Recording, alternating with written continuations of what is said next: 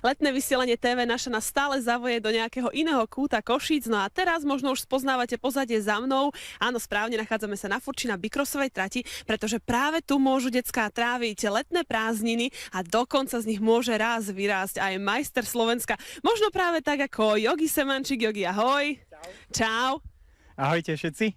Takže Jogi je momentálne uradujúci majster Slovenska v jednotlivcoch v Bicrosse, povedala som to správne? Áno, ale my mám podkategórie, takže ja som majster Slovenska v cruiseroch. To znamená, že to je kategória na väčších kolesách 24 a 26 palcov. Jogi, ty jazdievaš na tejto trati, musím povedať, že nemalou mierou si sa aj pričinil o to, aby tu stála, aby tu vyzerala tak, ako vyzerá. Veľakrát tu chodívaš trénovať, tak ako vyzerá ten váš tréning a život s Bicrossom? Tak ja chodím už pomenej, pretože sa venujem aj motorkám, ako vieš, a tak nejak ako veľa práce, takže ja už tak čiastočne. Chodí sa tu útorok a štvrtok na tréningy, ktoré sú tak nejak otvorené pre všetkých, aj pre mládež, a samozrejme miestny klub Košický Šarkaň tu organizuje tréningy pod Martinom Maurerom, ktorý je tu miestny tréner.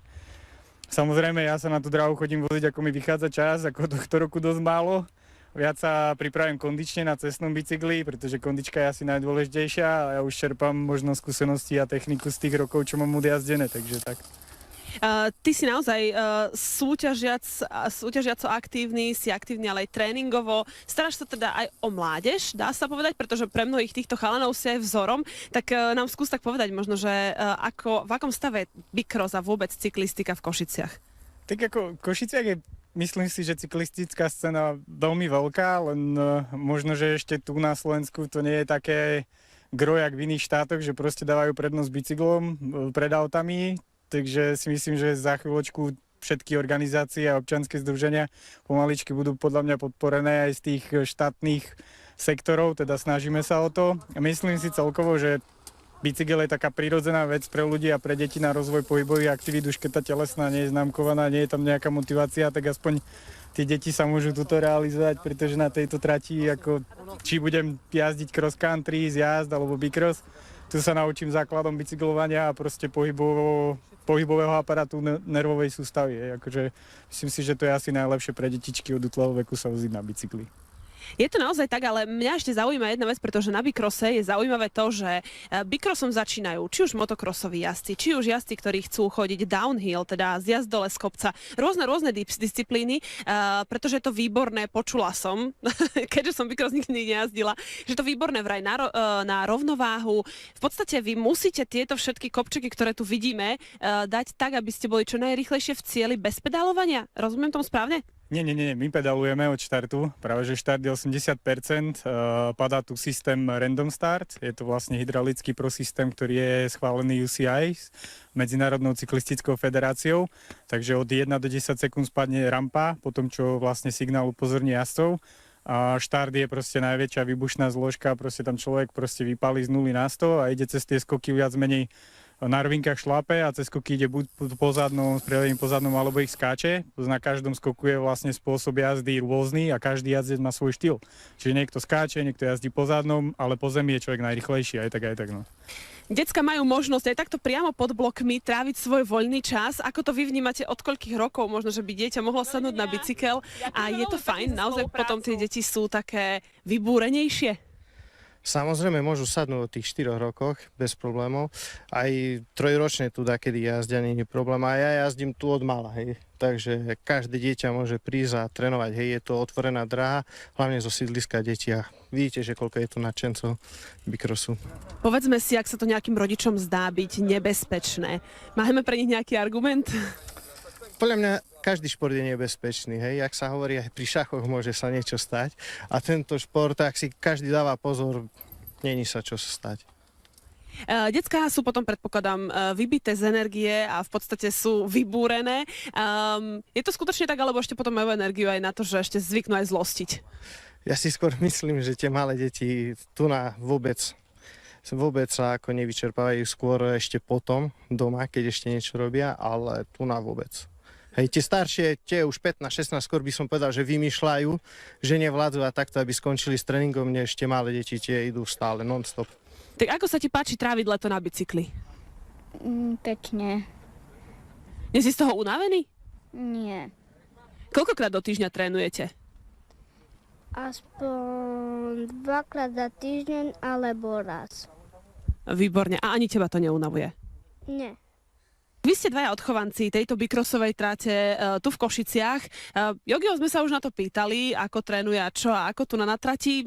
Ako ty si sa dostal k bikrosu a vôbec aká to je cesta prebojovať sa až k medailám? Mňa k bikrosu zaviedol otec asi vo 4 rokov, ma tu doniesol a začal som trénovať a si myslím, že je to dosť náročné túto trénovať, ale rokmi sa dostaneme k úspechu. Od koľkých rokov to robíš ty? Ja to robím od 4 v podstate. Takže v podstate, keby nie otca, tak možno, že skončíš pri nejakom úplne inom športe, či tie bicykle stále sú takým tvojim prirodzeným lákadlom? No možno by som skončil pri inom športe, alebo horšie, bohu, jak by to bolo. Ako chlapi, vy vnímate tú dnešnú mládež, ktorá rastie? Stále sa zvyknú tí starší tak kriticky pozerať na tých mladých, že už toľko nevládzu, nemajú takú kondíčku. Je to takto aj v bikrose, Jogi? Čo ja viem, tak my sme asi boli generácia, ktorá rada súťažila. Ako ja mám 36 rokov, hej, a vozím sa stále na tom bicykli, pretože stále ma to baví. Ale ako dostať mladého človeka k nejakému športu a ho napríklad zaujať na dlhšiu dobu je dosť problém, pretože ja si myslím, že dosť rolu hraje aj taký ten modný vplyv. A aj tie športy sú také ako, že idú voľný, dajme tomu, že skateboarding bol boom. Prišiel BMX, samozrejme v 70 rokoch, v 80 sa dostal do Európy a každý mal BMX-ku, hej. Všetci sme jazdili. Teraz už viac menej je toľko tých nových vecí, že ťažko možno zaujať tie deti, možno tie sociálne siete ich aj tak asocializujú ako tak fyzicky od seba a možno, že viac prežívajú veci cez internet, jak my napríklad na tejto dráhe, že si zazávodíme, zasmejeme sa, kto skočí vyššie, kto skočí ďalej, kto dá aký transfer, alebo kto dá viac po zadnom. Proste možno, že im chýba to nadšenie, také ako máme my pre to, čo robíme asi. A verím tomu, že aj vy si na nejaké sociálne siete občas hodíte nejakú tú selfie. Ako to teda vnímaš ty, tých mladých? Pretože videli sme aj tu na bikrosovej trati, že chodia aj obzerajú si vás takí maličky. Ja to vidím ťažko s dnešnou mládežou, lebo takisto ako povedal Joži, je to ťažké, ovplyvňuje veľa Facebook a to, čo je v mode. Teraz ten boom, ako spomínal Jogim, to je asi in. Ale každý ide po tom, čo je nové a ja neviem, ja by som to tak povedal, že asi fakt tá doba sa posunula a tie deti už asi nebudú také, aké boli, bez toho, aby to rodičia proste mali v tom ruky. Presne to som chcela, ten apel na rodičov. Kde by sa teda, keďže vy ste a poznáte miestne pomery, ak by som mala dieťa a videla som napríklad tento rozhovor v TV Naša a povedala by som si, že toto by možno, že mohlo moje dieťa zaujať, kam by ste ich odporúčali? Koho majú kontaktovať? Ak chcú jazdiť bikros, tak určite tuto niekoho buď All Star Racing Team, alebo Košický Šarkaň, alebo to je, no ja neviem, deti, ak sa venujú nejakému športu, tak rodičia by mali takisto podporovať svoje deti v tom športe. No je to jednoznačné. Myslím si, že aj vám sa dostávala podpora, ty si kľudne vydýchni, vôbec s tým nie je problém. Je to náročný šport, čo sa týka peňazí? Sú tieto bicykle, prilby a všetko, čo k tomu potrebujete, finančne náročné?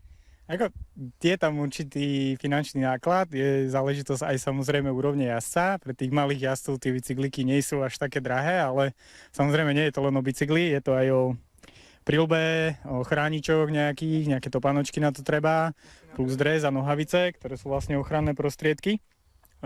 Jednoducho na tú tráť aj na tie tréningy treba nosiť tieto veci aj z hľadiska svojej bezpečnosti, aj z hľadiska iných jazdcov.